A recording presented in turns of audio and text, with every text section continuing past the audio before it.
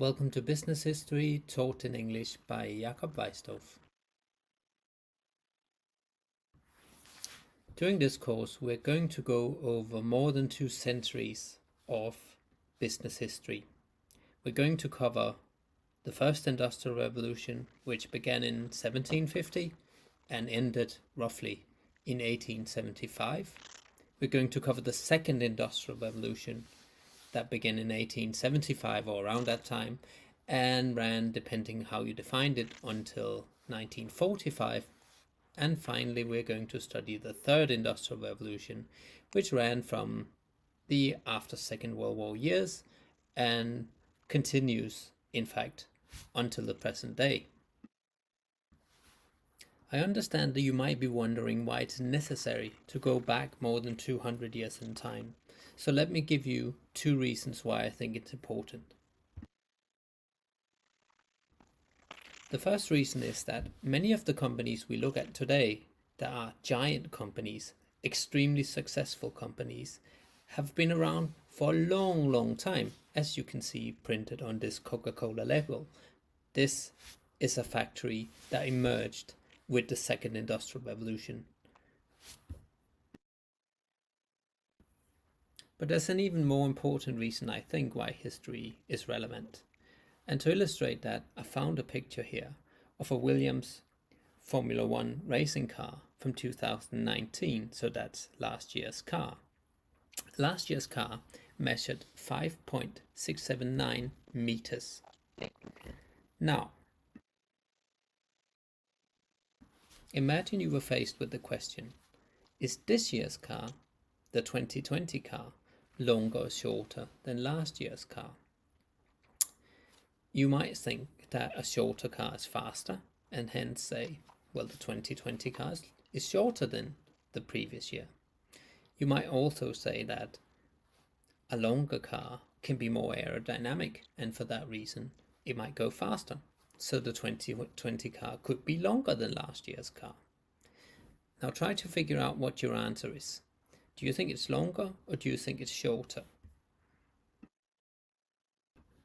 Now I'm not going to give you the answer to the question, but I'm going to show you the history of Williams Formula One cars. And as you can clearly see from the starting point of 1976, cars each year almost become longer and longer. So the best answer based on the history would be that the 2020 car is longer than the 2019 car. And this is the information that we can get if we look at a long enough history. We can see what the chances are that we move in one direction compared to another direction. So history has a very strong predictive power. And that's why we have to go back to the roots of business, to the starting point of firms. And the starting point of firms and factory was the first industrial revolution. Let me try to illustrate for you the aspects that we're going to consider in this course. And you're probably familiar already with all of the aspects that we're going to touch on, except in this course you'll see it in a historical context. Now imagine you have an entrepreneur, somebody who's getting a good idea. Let's not be politically incorrect here. So an entrepreneur could be a man as well as a woman. These days, the chances are probably 50-50 in the Western world. But if we're historically correct, it was mostly men that were entrepreneurs in the past. So let's go back to the original picture. So we have an entrepreneur and he has an idea to produce a product. And for this he needs some sort of a factory, usually.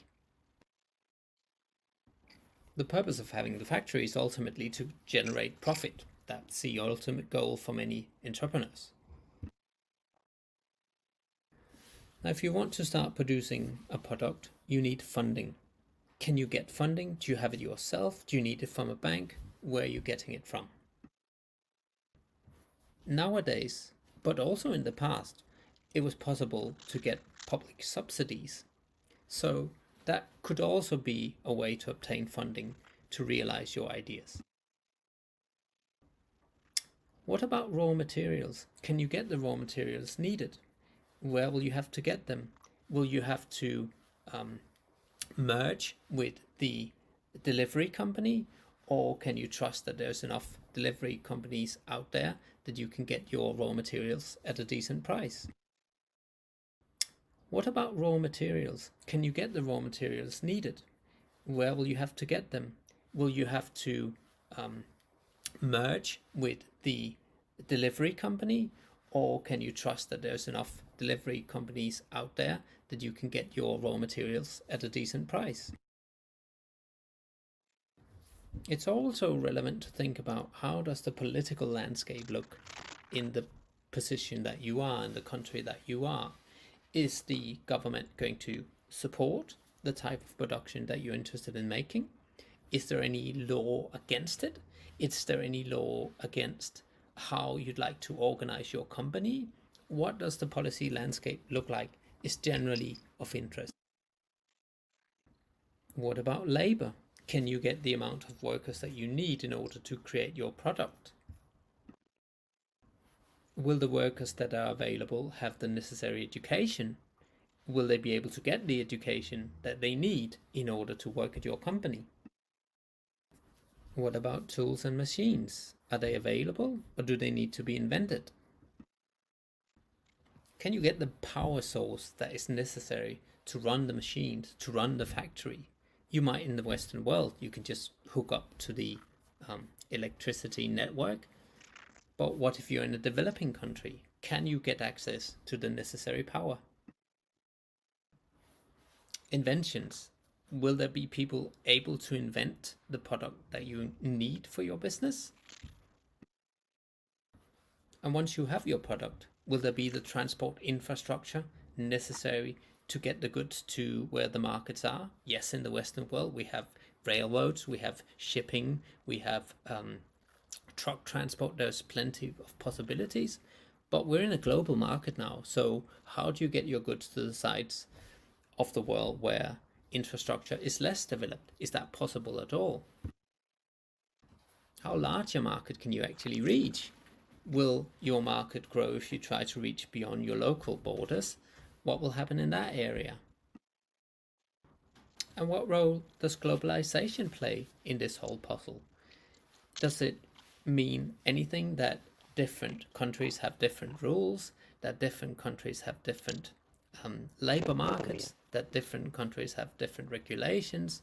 There are many aspects here beyond what we already talked about concerning globalization, which might ultimately impact on your the production of your product and also the profit that you can expect to make. If we go back 200 years in time, to the time of the first industrial revolution, the focus is Europe. This is where the first industrial revolution happened. This is where the first real factories emerged, mainly in England, but also to some degree in Germany. At this point in time, what was important?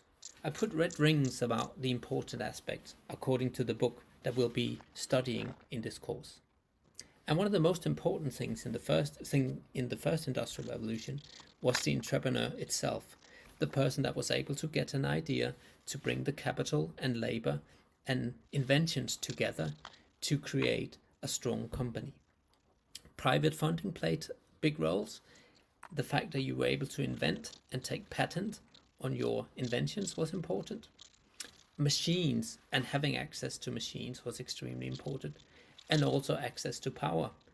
The first industrial revolution was before electricity, so what factories used for power was coal. So the availability of coal was very important, and that explains why England was so successful when it came to industrializing first, because in their underground there was lots of coal, and that drove the machines that ultimately made their industrial sector strong.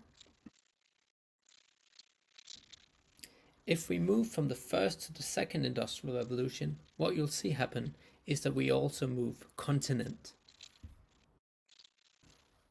In the second industrial revolution, the world leadership when it comes to industries, to industrialization, to business shifts to North America. Once we move to the second industrial revolution, different factors become important. Raw materials and getting these delivered to the companies is a major issue. Another major issue is public intervention in the form of law. Antitrust law was probably one of the most important things explaining America's success in business, not only during the second industrial revolution, but up until the present day. Another thing that was important in this process was education. Educated workers played a main role. The possibility to make inventions played a major role. Building infrastructure. Railroads emerged in this period. Shipping increased massively in this period. That played a major role. And also access to markets, which increased dramatically compared to what had been the case during the first industrial revolution. And finally, power. Electric power emerged during the second industrial revolution. And we're going to talk about how all of these factors paved the way for America's success in business that, as I said, lasted until the present day. But after the second industrial revolution, and that ended around World War II, what we'll see once again is that world leadership changes from North America to yet another continent. And that continent is Asia. Japan was probably the first country to show the way, but generally, as you've heard about, the Asian tigers, the super fast growing countries that were very successful in business or became very successful in business in a very short amount of time. When I say a very short amount of time, I mean decades, but still in the history of business, this is a very short amount of time. And the Asian tigers, and Japan and South Korea in particular, showed us how it's possible, especially thanks to government intervention, to achieve successfully fast-growing economies that can be world leaders in certain industries. So this is yet another way of looking at what is important for these things to happen. And for the Asian tigers to be successful, again other factors from those that were important during the second industrial revolution in America appear to be relevant. Access to private funding, access to raw material, access to education, globalization, but much more than that probably is the access to public funding to help industries develop. So those will be some of the lessons that we learn from the successful countries when it comes to business world leadership. Yet we are also going to look at why other continents did not have the same success in business as did first Europe, then North America, and then Asia. We're going to look at Argentina, and we're going to look at Russia, and we're going to try to find out what was the problems there that prevented these areas from having successful business the same way that we saw in other world areas.